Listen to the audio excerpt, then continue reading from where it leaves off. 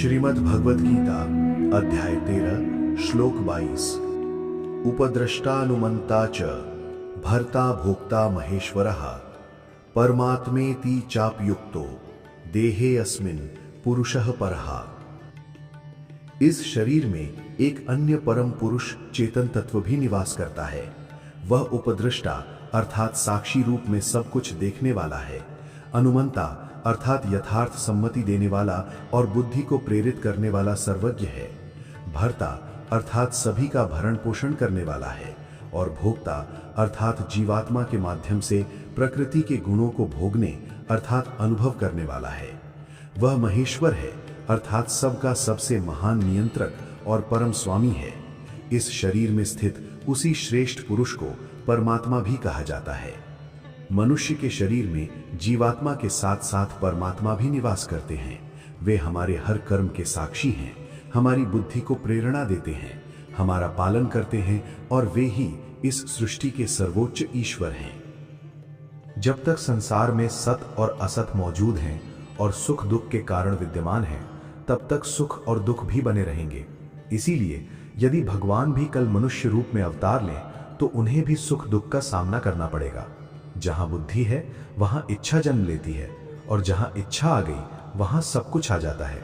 साधारण मनुष्य को तब दुख होता है जब उसका अपना कुछ अच्छा नहीं होता। इसके विपरीत महात्माओं या संत पुरुषों को दुख इस बात का होता है कि लोग अपना कल्याण स्वयं नहीं करते। वे ये सोचकर दुखी होते हैं कि प्रकृति की कितनी सुंदर व्यवस्था है, फिर भी मनुष्य अपने उद्धार के लिए कुछ नहीं करता।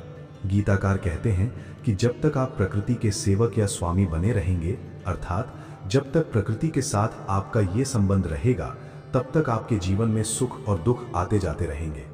भगवत तत्व या ईश्वरीय अंश हर प्राणी के हृदय में निवास करता है। यहाँ हृदय का अर्थ केवल वैज्ञानिकों द्वारा बताया गया शरीर का वो भौतिक अंग नहीं है। वो तो मात्र एक मशीन या पंप है जिसके चलने तक हम जीवित रहते हैं। आध्यात्मिक दृष्टि से हृदय का अर्थ है मन, बुद्धि और अहंकार, इन तीनों को संचालित करने वाला केंद्र। इसी हृदय में ये तीनों तत्व मौजूद हैं और इन्हीं को धारण किए हुए आत्म तत्व या जीवात्मा है। जहां आत्म तत्व है वहां भगवान हर किसी के साथ हैं, परंतु ये गूढ़ ज्ञान आसानी से हमारी समझ में नहीं आता। अगर भगवान सभी के साथ हैं तो फिर ऐसा क्यों होता है कि एक व्यक्ति जीवन में आगे बढ़ता है और दूसरा पीछे रह जाता है? एक अच्छे कर्म करता है तो दूसरा बुरे कर्म करता है।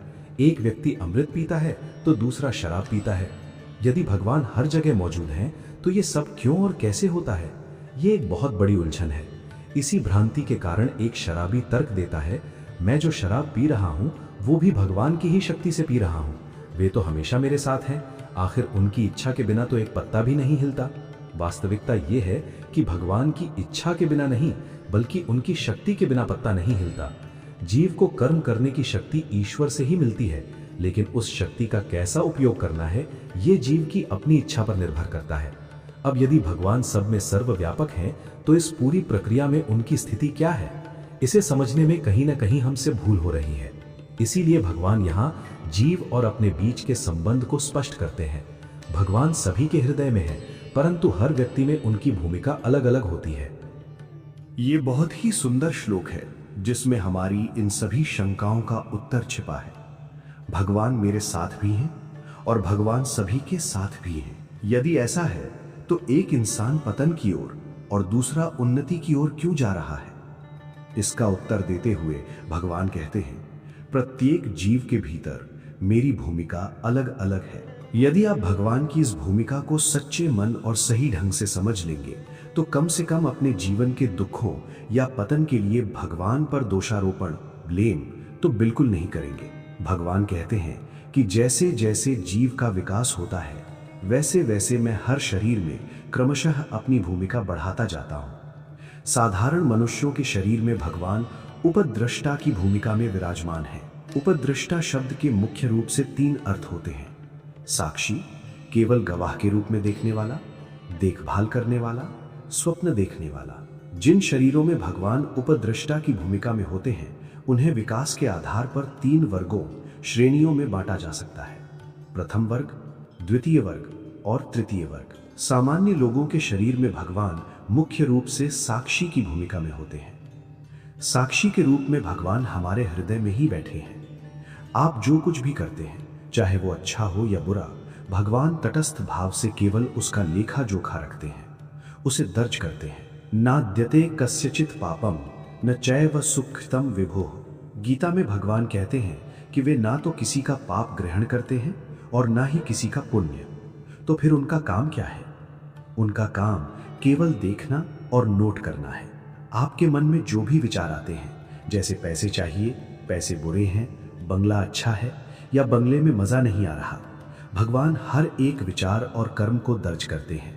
वे हमारे सभी अच्छे बुरे कर्मों के मात्र साक्षी हैं। ये सभी शरीरों में भगवान का एक सामान्य कार्य है और जीवों के लिए ये एक सार्वभौमिक नियम है।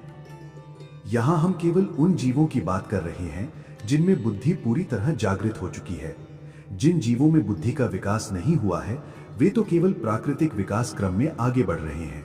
लेकिन जिन जीवों में बुद्धि विकसित हो चुकी है और जो अब विकास के क्रम में नीचे यानी पतन की ओर नहीं गिर सकते, उनके भीतर शुरुआत में भगवान साक्षी रूप में रहते हैं। लेकिन जैसे जैसे हम थोड़े सात्विक होने लगते हैं और अच्छे कर्म करने लगते हैं, तब भगवान अपनी प्रथम वर्ग की भूमिका यानी केवल देखने और नोट करने वाले साक्षी से आगे बढ़कर द्वितीय वर्ग में आ जाते हैं। यहाँ वे देखभाल करने वाले यानी संरक्षक बन जाते हैं। जब हम जीवन में गिरने लगते हैं तो वे हमें थाम लेते हैं। जब हम गलत रास्ते पर जाने लगते हैं तो वे हमें रोकते हैं। ऐसे सात्विक शरीर में भगवान की भूमिका बिल्कुल एक माँ की तरह होती है। ये देखभाल कैसी होती है? जैसे एक माँ बैठी हो और उसका छोटा बच्चा घुटनों के बल चल रहा हो। अगर बच्चा चलते चलते थोड़ा गिर भी जाए तो माँ उसे तुरंत रोकती नहीं है। वो सोचती है जाने दो, इसे अपने आप सीखने दो, गिरकर ही ये चलना सीखेगा।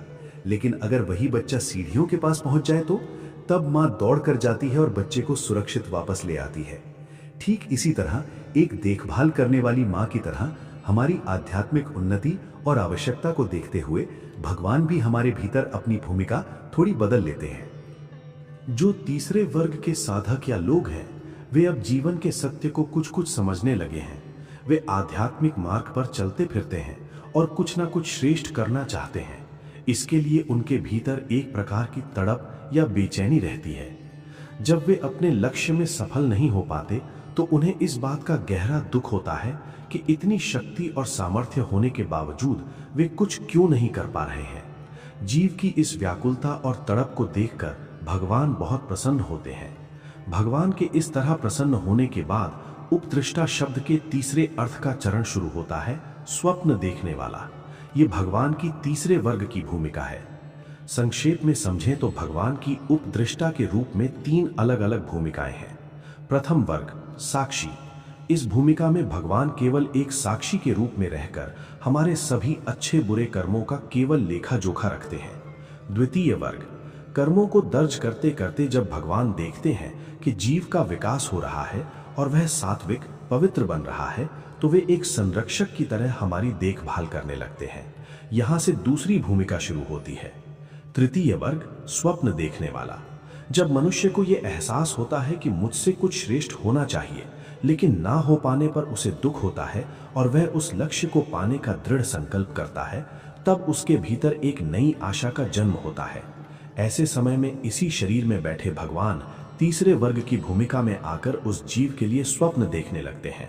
अपनी बुद्धि और शक्ति का सही उपयोग करके मेरा ये बच्चा बड़ा होगा, श्रेष्ठ बनेगा, मेरा अपना होगा, ये मुझे प्रिय लगेगा, एक दिन मेरे पास आएगा और अंततः मुझ में ही समा जाएगा। जिस प्रकार एक पिता अपने पुत्र के लिए सपने देखता है कि मेरे बेटे ने अभी 50% अंक प्राप्त किए हैं, मेहनत करके अब ये 75% अंक लाएगा, ठीक उसी प्रकार भगवान भी हमारी आध्यात्मिक उन्नति के लिए सपने देखने लगते हैं। उपद्रष्टा की भूमिका के ये 3 चरण हैं। अब हमें स्वयं ये खोजना है कि हम वर्तमान में इनमें से किस अवस्था या स्तर पर खड़े हैं। यहाँ भगवान की उपद्रष्टा की भूमिका पूरी होती है। इसके बाद जब भगवान को लगता है कि इस जीव को आगे बढ़ने के लिए थोड़े और प्रोत्साहन की आवश्यकता है, तब वे अपनी अगली भूमिका अनुमंता ग्रहण करते हैं। उपद्रष्टा की भूमिका के बाद भगवान की अनुमंता की भूमिका आरंभ होती है। इस अवस्था में भगवान भीतर से जीव का उत्साह बढ़ाते हुए कहते हैं, शाबाश, वाह वाह, बहुत बढ़िया, छलांग लगाओ, तुमने बहुत अच्छे काम किए हैं। हमारी अंतरात्मा भीतर से हमें यही स्वर सुनाती है। इससे हमें एक विशेष प्रकार की मानसिक शांति और संतोष मिलता है। हमारे भीतर अच्छे कार्यों में उत्साहपूर्वक कूद पड़ने और कुछ श्रेष्ठ करने की तीव्र इच्छा जागृत होती है। अनुमंता की इस भूमिका में भगवान हमें उत्साहित करते हैं, हमारी मदद करते हैं और हमारे सत्कर्मों का अनुमोदन यानी समर्थन करते हैं। भगवान की ओर से मिलने वाला ये अनुमोदन केवल दिखावे की सहानुभूति यानी लिप सिंपैथी नहीं है, बल्कि ये उनका सच्चा और वास्तविक समर्थन है। जो व्यक्ति निरंतर अपने मन को सुधारता है, अपनी बुद्धि को सकारात्मक दिशा देता है, अपनी सांसारिक वासनाओं को नियंत्रित करता है और साधना के मार्ग पर आगे बढ़ता है, ऐसे साधक के जीवन में भगवान अनुमंता की भूमिका में होते हैं। वे भीतर से प्रेरित करते हैं, शाबाश, बहुत अच्छा, ऐसे ही आगे बढ़ते रहो। इस अवस्था तक पहुंचे हुए लोगों के भीतर एक अद्भुत सकारात्मक ऊर्जा और उत्साह होता है। यही कारण है कि जब हम ऐसे श्रेष्ठ लोगों के संपर्क में आते हैं तो हमारा जीवन भी खिल उठता है। अनुमंता की भूमिका में मनुष्य भगवान से थोड़ी शक्ति, थोड़ा प्रोत्साहन और थोड़ा मार्गदर्शन प्राप्त करके पूरी तरह बदल जाता है। वास्तविकता तो ये है कि भगवान ही उसे बदलते हैं। इस भूमिका में भगवान हमारे जीवन में सकारात्मक बदलाव लाते हैं। वे हमें अच्छे और सत्संगी लोगों से जोड़ते हैं। भगवान को लगता है कि इस बच्चे को अब सही दिशा और सही स्थान पर पहुंचना चाहिए, इसलिए वे अदृश्य रूप से हमारा हाथ पकड़ते हैं और हमारे जीवन की गाड़ी को महान संत पुरुषों और श्रेष्ठ विचारों के साथ जोड़ देते हैं। अनुमंता की इस अवस्था में भगवान थोड़े क्रियाशील यानी एक्टिव हो जाते हैं। यद्यपि वे अभी पूर्ण रूप से कर्ता नहीं बनते, फिर भी वे हमारे मार्गदर्शक की सक्रिय भूमिका निभाने लगते हैं। इसी कारण भगवान को अनुमंता अर्थात सच्चा अनुमोदन यानी सम्मति, प्रेरणा और समर्थन देने वाला कहा जाता है। जब मनुष्य अपने मन को सुधारने लगता है, बुद्धि को सकारात्मक दिशा देने लगता है और अपनी सांसारिक वासनाओं को नियंत्रित करने लगता है, तब उसके जीवन में एक नई अवस्था यानी स्टेज आती है। प्रभु की मदद और उनके द्वारा दिए गए उत्साह व प्रोत्साहन से साधक का मन सुंदर और बुद्धि महान बन जाती है। इस स्थिति में उसकी वासनाएं नष्ट तो नहीं होती, लेकिन वे रूप बदलकर शरीर में हाथ जोड़कर खड़ी हो जाती हैं, अर्थात पूर्ण नियंत्रण में आ जाती हैं। जब कोई साधक अनुमंता की इस सर्वोच्च अवस्था यानी शिखर पर पहुंच जाता है, तब भगवान अपनी अनुमंता की भूमिका को छोड़कर भर्ता की भूमिका में आ जाते हैं। इस स्थिति में जब वासनाएं शांत होकर हाथ जोड़कर खड़ी हो जाती हैं, तो भगवान भक्त के प्रेम में इतने प्रसन्न और आतुर हो जाते हैं कि वे स्वयं आगे बढ़कर उसका हाथ थाम लेते हैं। हम कथाओं में सुनते हैं कि रुक्मिणी जी के मन में यह विचार आया था कि उन्हें श्री कृष्ण से ही विवाह करना है, परंतु गहराई से सोचें तो हमें यह मानना चाहिए कि स्वयं श्री कृष्ण के मन में यह विचार आया था कि उन्हें रुक्मिणी से विवाह करना है। हमारे मन में भगवान को पाने का विचार आने से क्या लाभ? असल बात तो तब है जब भगवान के मन में हमें अपनाने का विचार आए। उस समय ऐसी बहुत सी कन्याएं रही होंगी जो श्री कृष्ण से विवाह करना चाहती थीं, लेकिन श्री कृष्ण ने रुक्मिणी जी को ही चुना। यहाँ भगवान के भर्ता रूप की सबसे बड़ी विशेषता उनकी जिम्मेदारी लेने की भावना है। जब भक्त का मन सुंदर हो जाता है, बुद्धि महान बन जाती है और वासनाएं नियंत्रण में होती हैं, तब भगवान बिना किसी औपचारिकता के उसका हाथ पकड़ लेते हैं। भगवान ही वास्तव में सच्चे युवा हैं जो अपने भक्त को अपनाने में तनिक भी देर नहीं करते। वे पहले कोई प्रेम पत्र नहीं भेजते, बल्कि सीधे आगे बढ़कर हाथ थाम लेते हैं। भगवान अपने भक्त के लिए इतने आतुर रहते हैं। जिनके जीवन में भगवान भर्ता की भूमिका निभाते हैं, वे जीव प्रभु को अत्यंत प्रिय हो जाते हैं। ऐसे भक्त के भरण पोषण और जीवन की संपूर्ण जिम्मेदारी भगवान स्वयं अपने ऊपर ले लेते हैं। अनन्याश चिंतयन्तो माम ये जनाः पर्युपासते। गीता का ये श्लोक भगवान हर किसी के लिए नहीं कहते। वे केवल उसी भक्त की जिम्मेदारी उठाते हैं जिसका हाथ वे भर्ता की भूमिका में आने के बाद पकड़ लेते हैं। भक्त और भगवान के बीच की यह अवस्था बिल्कुल वैसी ही है जैसे किसी रिश्ते में सगाई तय हो गई हो, तिलक हो गया हो, लेकिन अभी विवाह होना बाकी हो। व्यवहारिक रूप से इस अवस्था में भगवान ने अपने भक्त का हाथ पकड़ लिया है और उसके जीवन की पूरी जिम्मेदारी अपने कंधों पर उठा ली है। कल्पना कीजिए, एक युवा लड़के को कोई लड़की पसंद आ जाती है और वो उसके सामने विवाह का प्रस्ताव रखता है। तब लड़की कहती है, तुम्हारा मुझ पर प्रेम है, तुम भी मुझे पसंद हो और मेरा भी तुम पर प्रेम है, लेकिन मेरी पढ़ाई अभी बाकी है, मेरी बीए का आखिरी साल है, मेरी पढ़ाई पूरी हो जाए फिर हम शादी करेंगे। तब युवक कहता है, ठीक है, तब तक तुम्हारी पढ़ाई और फीस आदि का सारा खर्च मैं उठाऊंगा, तुम्हें नौकरी करने या चिंता करने की कोई जरूरत नहीं है। इस तरह वो युवक अपनी प्रेयसी की सारी जिम्मेदारी उठा लेता है। अभी उनकी शादी नहीं हुई है, ये केवल सगाई यानी मंगनी होने के बाद और विवाह से पहले के बीच का समय है। भगवान की भर्ता की भूमिका ठीक इसी अवस्था के समान है। जिसके जीवन में भगवान भर्ता की भूमिका में आ जाते हैं, वो मनुष्य वास्तव में महान बन जाता है। अगर हम ऐसे संत पुरुष के चरण भी पकड़ लें तो हमारा भी कल्याण हो जाए। भगवान उसके जीवन में पूरी तरह से प्रकट होते हैं। सामान्य मनुष्य और भगवान में एक बहुत बड़ा अंतर है। सच्चाई ये है कि एक सामान्य इंसान को कोई न कोई पत्नी तो निश्चित रूप से मिल ही जाएगी, लेकिन भगवान को कोई सच्चा भक्त निश्चित रूप से मिल ही जाएगा, ऐसा बिल्कुल नहीं है। इसीलिए गीता में भगवान कहते हैं, बहुनाम जन्म नाम अंते ज्ञानवान माम प्रपद्यते, अर्थात कई जन्मों के अंत में कोई ज्ञानी मेरी शरण में आता है। सोचिए, जब भगवान को ऐसा दुर्लभ और सच्चा भक्त मिलता होगा तो उन्हें कितना आनंद आता होगा। जीवन की सभी परीक्षाओं में पास होकर इस अवस्था तक पहुंचना बहुत कठिन है। रास्ते में इंसान कई बार गिर जाता है। हम थोड़े अच्छे कर्म करते हैं तो अगले जन्म में अच्छी विद्या, अच्छी संपत्ति, अच्छी पत्नी और अच्छी स्थिति मिल जाती है और हम उसी सांसारिक सुख में खुश होकर अटक जाते हैं। हमारी आध्यात्मिक स्थिति तो दीवार पर चढ़ने वाली एक छिपकली की तरह है। गणित में अक्सर एक सवाल पूछा जाता है कि एक छिपकली दीवार पर 9 फुट ऊपर चढ़ती है और 8 फुट नीचे फिसल जाती है, तो उसे पूरी दीवार चढ़ने में कितना समय लगेगा। परंतु हमारी हालत तो इस छिपकली से भी खराब है। हम आध्यात्मिकता में 9 फुट ऊपर चढ़ते हैं और सांसारिक वासनाओं के कारण 10 फुट नीचे गिर जाते हैं। अगर हम 8 फुट ही नीचे गिरें तब भी सुधरने और आगे बढ़ने की कुछ गुंजाइश बाकी रहे, लेकिन हम तो जहां से शुरुआत करते हैं उससे भी नीचे खिसक जाते हैं। जब जीव इन सारी बाधाओं को पार कर लेता है और एक बार भगवान के साथ हमारा दिव्य विवाह यानी पूर्ण मिलन संपन्न हो जाता है, तो फिर भगवान को ये कहने की क्या आवश्यकता रह जाती है कि अनन्यास चिंतयन्तो। जब पूर्ण समर्पण हो गया तो फिर मांगने का क्या काम। अगर हम आपसे कुछ मांगे और तब आप हमें दें तो इसमें आपका बड़प्पन ही क्या रहा। इसलिए इस आध्यात्मिक विवाह के बाद की अवस्था बिल्कुल अलग और अद्वैत की होती है। इसके बाद भगवान की भोक्ता की भूमिका प्रारंभ होती है। पहले तक क्रम ऐसा था कि भगवान शरीर में स्थित होकर भी तटस्थ रहते हैं। मनुष्य कर्म करता है और भगवान केवल देखते रहते हैं। प्रारंभ में वे निष्पक्ष बुद्धि से देखते हैं, फिर आशा के साथ देखते हैं कि यदि ये शरीर और जीवन ठीक से चलें तो ये व्यक्ति और भी अच्छे कार्य कर सकता है। अनुमंता और भर्ता की अवस्थाओं में भी भगवान मार्गदर्शन और सहारा देते हैं, लेकिन एक प्रकार की तटस्थता बनी रहती है। परंतु जब भोक्ता की भूमिका आती है तब ये तटस्थता समाप्त हो जाती है। अब भगवान को लगता है कि इस जीवन के अनुभवों में स्वयं भी सहभागी होना चाहिए।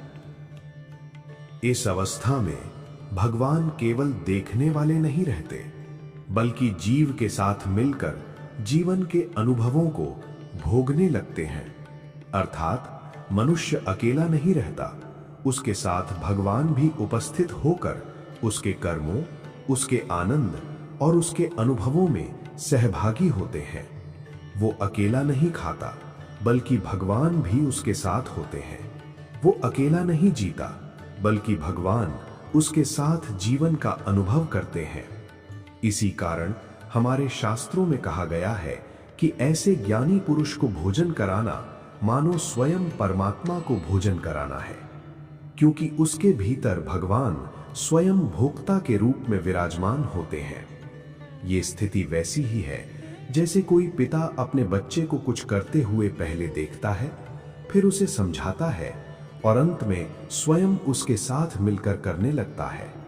उसी प्रकार भगवान भी पहले मार्गदर्शन करते हैं और अंततः स्वयं सहभागी बन जाते हैं। इस अवस्था में मनुष्य का शरीर एक पवित्र साधन बन जाता है, जिसके माध्यम से भगवान अनुभव करते हैं। इसलिए संतों ने कहा है कि सामान्य लोग भोजन केवल पेट भरने के लिए करते हैं, जबकि ऐसे उच्च अवस्था वाले लोग भोजन को एक यज्ञ के रूप में करते हैं जिसमें भगवान स्वयं सहभागी होते हैं। अर्थात सामान्य व्यक्ति केवल अपना पेट भरता है, लेकिन ऐसे महापुरुषों के माध्यम से भगवान ही भोजन ग्रहण करते हैं। भोक्ता की भूमिका में भगवान और भक्त दोनों एकाकार हो जाते हैं। वे एक साथ भोजन करते हैं, एक ही थाली में, और एक दूसरे के साथ बैठकर खाते हैं। भगवान का अपने भक्त के भीतर बैठकर भोजन ग्रहण करना ही उनकी भोक्ता की भूमिका है। भगवान को जो भी दिव्य भोग भोगने होते हैं या जो भी अनुभव प्राप्त करने होते हैं, वे अपने उस प्रिय भक्त के माध्यम से ही करते हैं। इसलिए भोक्ता की इस अवस्था में भगवान भक्त के भीतर पूरी तरह से प्रकट हो जाते हैं, खिल उठते हैं। इस सर्वोच्च अवस्था तक पहुंचने वाले व्यक्ति को ही हम महान पुरुष या महात्मा कहने लगते हैं। भोक्ता की इस भूमिका में भगवान और जीव के संबंध को एक पति पत्नी के उदाहरण से समझा जा सकता है। जैसे पति पत्नी एक ही घर में साथ रहते हैं, एक साथ खाते पीते हैं और मिलकर जीवन की सारी जिम्मेदारियां उठाते हैं। उनका जीवन एक हो जाता है, लेकिन फिर भी दोनों के संकल्प या इच्छाएं अलग अलग हो सकते हैं। मान लीजिए पत्नी संकल्प करती है कि आज सत्संग या कथा में जाना है और पति संकल्प करता है कि आज नाटक या थिएटर देखने जाना है। ऐसी स्थिति में दोनों आपस में प्रेम पूर्ण समझौता करते हैं। यदि घर में पत्नी की चलती है तो दोनों सत्संग में चले जाते हैं। यदि पति की चलती है तो दोनों नाटक देखने चले जाते हैं। वे दोनों एक दूसरे के अनुकूल हो जाते हैं और सामंजस्य बिठा लेते हैं। यहाँ दोनों के संकल्प स्वतंत्र और अलग अलग हैं, फिर भी वे आपस में कोई कलह या लड़ाई झगड़ा नहीं करते। बिना बात के लड़ना झगड़ना तो असभ्य और जंगली लोगों का काम है। ठीक इसी प्रकार भोक्ता की अवस्था में भगवान और जीव एक साथ रहते हुए भी अपने अपने स्तर पर स्वतंत्र होते हैं, किंतु उनके बीच पूर्ण प्रेम और गहरा सामंजस्य होता है। भोक्ता की अवस्था के बाद इस शरीर में भगवान की एक अत्यंत अनूठी और अद्भुत भूमिका आरंभ होती है। जब जीव अपना मन, बुद्धि और वासना, ये तीनों तो भगवान को पहले ही सौंप चुका होता है, परंतु जब वो अपने सूक्ष्मतम संकल्प यानी निर्णय और इच्छा को भी पूरी तरह भगवान के चरणों में अर्पित कर देता है, तब उस शरीर में भगवान महेश्वर की भूमिका में विराजमान हो जाते हैं। स्वयं का कोई संकल्प नहीं, महापुरुषों का उदाहरण। इस सर्वोच्च अवस्था में जीव का अपना कोई व्यक्तिगत संकल्प शेष नहीं रहता। उदाहरण के लिए आदि शंकराचार्य या महाप्रभु वल्लभाचार्य कभी अपने स्वयं के संकल्प से भारत भ्रमण पर नहीं निकले। मुझे फला जगह जाना है, ऐसा उन्होंने कभी खुद से तय नहीं किया। उनका अपना कोई व्यक्तिगत संकल्प था ही नहीं। भगवान उन्हें जहां ले गए वे वहीं चले गए। भगवान उन्हें वहां क्यों ले गए, ये प्रश्न ही उनके मन में कभी नहीं उठा। वल्लभाचार्य जी अचानक उठकर मथुरा क्यों चले गए, इसका कोई सांसारिक कारण नहीं बताया जा सकता। वे किसी विशेष स्थान पर क्यों गए, इसकी चर्चा करना ही व्यर्थ है, क्योंकि उनके भीतर अपनी कोई इच्छा थी ही नहीं। उन्हें कहां ले जाना है, ये सोचने का काम तो अब उन्हें ले जाने वाले परमात्मा का था। महेश्वर की अवस्था में पहुंच चुके ये महापुरुष एक सूखे पत्ते के समान हो जाते हैं।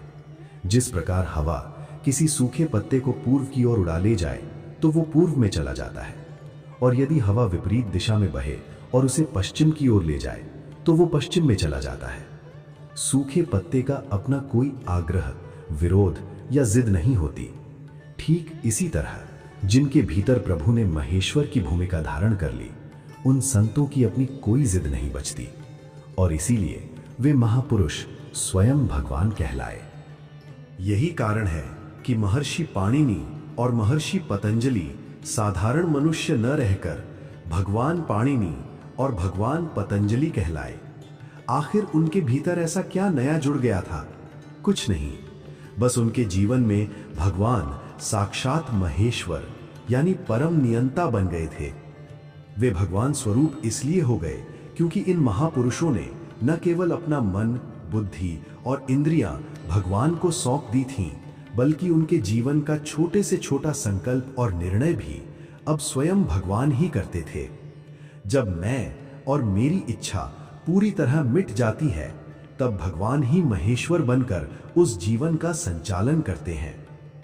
इस आध्यात्मिक यात्रा में आगे बढ़ने पर एक ऐसी अंतिम अवस्था आती है जहां मन, बुद्धि और इंद्रियां, इनमें से कुछ भी जीव का अपना नहीं रह जाता, सब कुछ भगवान का हो जाता है। अब जीव का अपना मैं यानी अहंकार खो जाता है। वो एक प्रकार से भगवान का अंश अवतार बन जाता है। इसी अवस्था के लिए श्लोक में कहा गया है, परमात्मेति चाप्युक्तो देहे अस्मिन् पुरुषः परः। अर्थात मन, बुद्धि और इंद्रियों के स्तर पर वो जीव स्वयं नहीं रहता, बल्कि वो पूरी तरह ईश्वरीय यानी ईश्वरमय हो जाता है।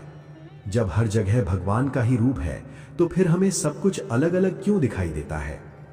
उपद्रष्टानुमंता च भर्ता भोक्ता महेश्वरः परमात्मेति चाप्युक्तो देहे अस्मिन् पुरुषः परः। इस श्लोक को पढ़ने के बाद हमारी इस शंका का समाधान स्वतः हो जाता है।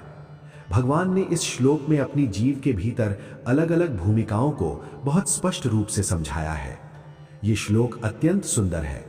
वैसे तो पूरी भगवत गीता ही सुंदर है, लेकिन जब भगवान स्वयं अपनी विभिन्न भूमिकाओं के बारे में बताते हैं तो इसकी सुंदरता और भी बढ़ जाती है। इसे गहराई से समझने के बाद ये शंका ही नहीं रहती कि जब भगवान हमारे भीतर भी हैं और दूसरों के भीतर भी, तो फिर हम इतने अयोग्य और निर्बल क्यों हैं? और संत तुकाराम, ज्ञानेश्वर या नरसिंह मेहता जैसे महापुरुष हमसे इतने अलग यानी महान क्यों हैं? इसका उत्तर यही है कि भगवान हर व्यक्ति के भीतर अलग अलग भूमिकाओं में छिपे हैं। हम महापुरुषों की पूजा इसलिए करते हैं क्योंकि उनके भीतर भगवान का स्वरूप और उनका व्यवहार यानी वर्तन अलग होता है। हमारे भीतर भगवान की भूमिका अलग है और उनके भीतर अलग। प्रत्येक जीव के विकास के अनुसार हर स्थान पर भगवान का वर्तन अलग अलग होता है। संक्षेप में इस पूरी आध्यात्मिक यात्रा को फिर से देखें तो उपद्रष्टा इस भूमिका की 3 श्रेणियां हैं। प्रथम वर्ग केवल एक साक्षी बनकर कर्मों का लेखा जोखा रखना। द्वितीय वर्ग एक देखभाल करने वाले संरक्षक की तरह जीव को संभालना। तृतीय वर्ग जीव की उन्नति के लिए एक पिता की तरह स्वप्न देखना। अनुमंता इस भूमिका में भगवान भीतर से जीव का उत्साह बढ़ाते हैं, उसकी मदद करते हैं और उसके अच्छे कार्यों का सच्चा अनुमोदन या समर्थन करते हैं। भर्ता जब जीव का मन शुद्ध और सुंदर हो जाता है, बुद्धि महान बन जाती है और वासनाएं हाथ जोड़कर खड़ी हो जाती हैं, अर्थात पूर्ण नियंत्रण में आ जाती हैं, तब अनुमंता के शिखर पर पहुंचने के बाद भर्ता की भूमिका शुरू होती है। जब जीव ऐसा अनन्य भक्त बन जाता है, तब भगवान स्वयं उसके जीवन की संपूर्ण जिम्मेदारी और रक्षा का भार अपने कंधों पर उठा लेते हैं। भर्ता के बाद भोक्ता की भूमिका आती है। इस अवस्था में भगवान अपने भक्त के माध्यम से ही भोगों और अनुभवों को ग्रहण करते हैं। ऐसे श्रेष्ठ भक्तों के मुख से स्वयं भगवान ही बोलते हैं। कभी कभी भगवान की स्वयं कोई इच्छा होती है, जैसे चलो गणपति के दर्शन कराओ, तब भगवान अपनी इस इच्छा की पूर्ति उस भक्त के शरीर के माध्यम से करते हैं। इसी को जीव के भीतर भगवान का साक्षात प्रकट होना या प्राकट्य कहा जाता है। इस प्रकार उपद्रष्टा, अनुमंता, भर्ता, भोक्ता और महेश्वर कहकर भगवान मनुष्य के आध्यात्मिक जीवन विकास का अत्यंत सुंदर मार्ग समझाते हैं। यह एवं वेत्ति पुरुषम प्रकृतिम च गुणैः सह सर्वथा वर्तमानोपि न स भूयो भिजायते। भगवान कहते हैं कि मेरी इस भूमिका को जो उचित प्रकार से वेत्ति अर्थात समझता है, यहां समझने का तात्पर्य केवल शाब्दिक अर्थ नहीं है, क्योंकि अर्थ तो हमने भी सीख लिया है। इसका वास्तविक अर्थ है कि उस भक्त को जीवन में इसका गहरा बोध हो गया है। जब साधक की उपद्रष्टा और अनुमंता की अवस्था पार हो गई, भर्ता की स्थिति भी बीत गई और अब वो भोक्ता अर्थात परमात्मा से एकाकार हो गया। इसी को यह एवं वेत्ति कहा गया है।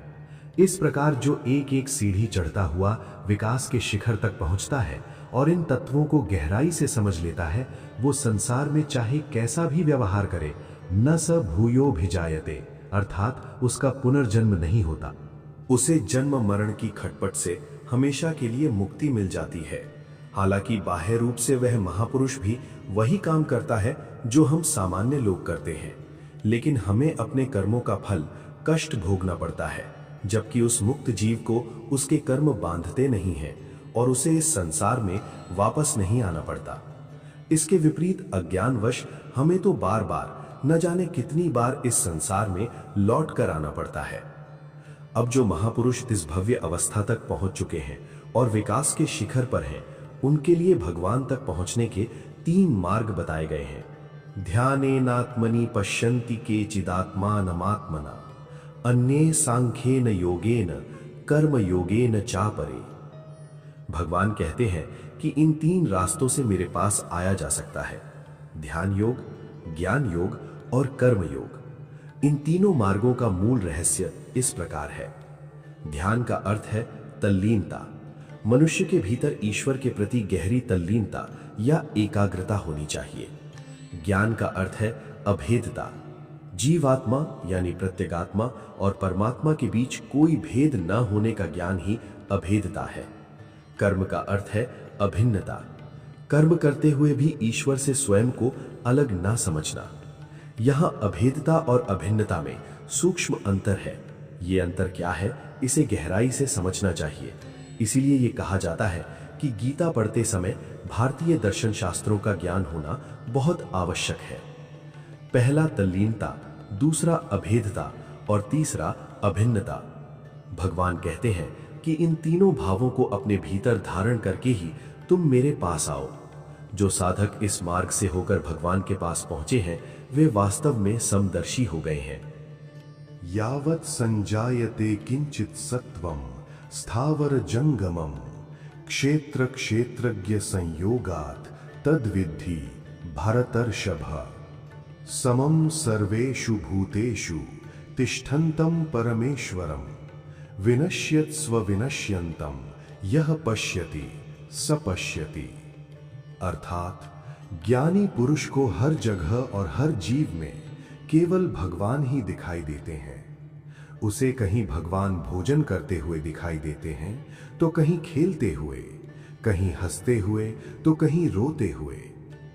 भगवान की इस सर्वव्यापकता को समझाने के लिए श्री कृष्ण से जुड़ी एक बहुत ही सुंदर पौराणिक दंत कथा है। एक बार नारद जी भगवान श्री कृष्ण के पास गए और उनसे अपने लिए एक पत्नी की मांग की। नारद जी ने सोचा कि मेरे अलावा दुनिया के बाकी सभी लोग समझदार हैं, सब अपनी पत्नियों के साथ घूमते हैं, तो फिर मैं ही अकेला क्यों रहूं? ये देखकर वे बड़े हैरान रह गए कि मेरा साथ देने वाला कोई नहीं है। उन्होंने विचार किया कि अब क्या किया जाए। अगर किसी आम आदमी से उसकी पत्नी मांगूंगा तो वो गाल पर एक जोरदार थप्पड़ रसीद कर देगा। इसीलिए नारद जी सीधे भगवान के पास गए और बोले, प्रभु, सबके पास पत्नी है, बस मेरे ही पास कोई नहीं है। आपके पास तो 16,108 पत्नियां हैं, उनमें से एक आध मुझे दे दें तो कितना अच्छा हो। भगवान श्री कृष्ण मुस्कुराए और बोले, नारद, तुम महलों में जाओ। जिस जगह या जिस कक्ष में तुम्हें मैं न मिलूं, वहां से तुम पत्नी ले जाना। इसके बाद नारद जी पत्नी की तलाश में एक कमरे से दूसरे कमरे और एक महल से दूसरे महल में गए, लेकिन उन्होंने देखा कि हर कक्ष में भगवान ही मौजूद हैं।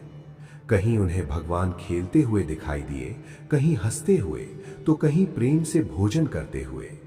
उन्हें ऐसा कोई स्थान नहीं मिला जहां परमात्मा न हो। शास्त्रों में ऐसी पौराणिक कथाओं का वर्णन मुख्य रूप से गीता के इस सिद्धांत को समझाने के लिए किया गया है। समम पश्यन् हि सर्वत्र समवस्थितम ईश्वरम न हिनस्त्यात्मनात्मानं ततो याति पराम गतिम। ज्ञानी पुरुष जानता है कि भगवान हर जगह और हर रूप में विराजमान है। वे ही कहीं रोते हुए दिखते हैं तो कहीं हंसते हुए, कहीं उदास दिखते हैं तो कहीं आनंदित, कहीं भोजन करते हुए, कहीं खेलते हुए और कहीं सोते हुए। इसी सर्वव्यापी और अविनाशी तत्व का विस्तृत वर्णन फिर आगे किया गया है। गीता के 13वें अध्याय के इन श्लोकों में आत्मा और प्रकृति के संबंध को स्पष्ट किया गया है।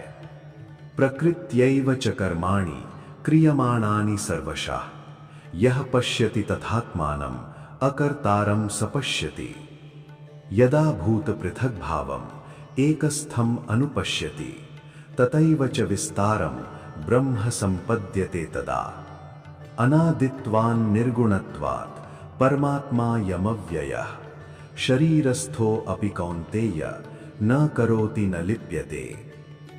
इन श्लोकों का सरल सार यही है कि आत्मा पूरी तरह से अकर्ता और निर्लेप है। शरीर में रहते हुए भी वो न तो कुछ करती है और न ही कर्मों के बंधनों में लिप्त होती है। सारे कर्म प्रकृति के द्वारा ही किए जाते हैं। इसके आगे आत्मा के प्रकाश स्वरूप को समझाते हुए भगवान कहते हैं, यथा प्रकाशयत्येकः कृत्स्नं लोकमिमं रविः क्षेत्रं क्षेत्री तथा कृत्स्नं प्रकाशयति भारत।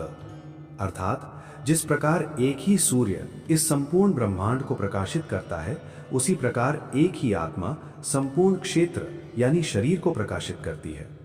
इसके बाद इस अध्याय के बिल्कुल अंतिम श्लोक में परम पदार्थ यानी परमात्मा की प्राप्ति और उसकी सिद्धि को समझाया गया है। क्षेत्र क्षेत्रज्ञयोरेवं अंतरम ज्ञान चक्षुषा भूत प्रकृति मोक्षम च ये विदुर्यान्ति ते परम।